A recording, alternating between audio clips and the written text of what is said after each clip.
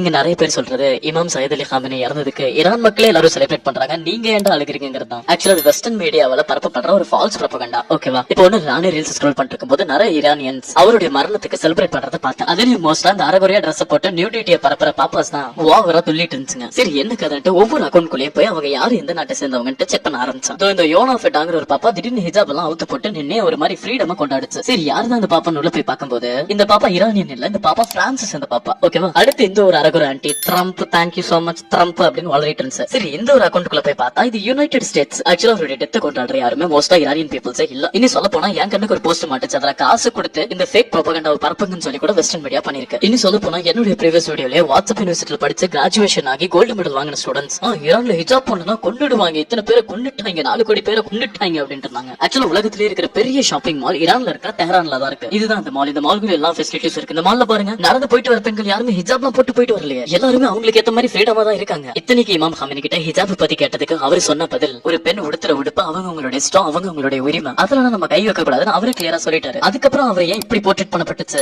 Simple, ஒரு America எதிரி ஆயிட்டானா அவங்களை எப்படி வேணாலும் போர்ட்ரேட் பண்ணுவாங்க. இத்தனைக்கும் இலங்கையில போராட்டம் நம்ம ஈழ தமிழர்களை கூட 1997 foreign terrorist organisation United state தான் அறிவிச்சது. யுனைடெட் ஸ்டேட்டுக்கு ஒரு கண்ட்ரியோ குரூப்போ பிடிக்கலாம் அவங்களை ஈஸியா டெரரிஸ்ட் ஆக்கிடுவாங்க. புரிஞ்சா?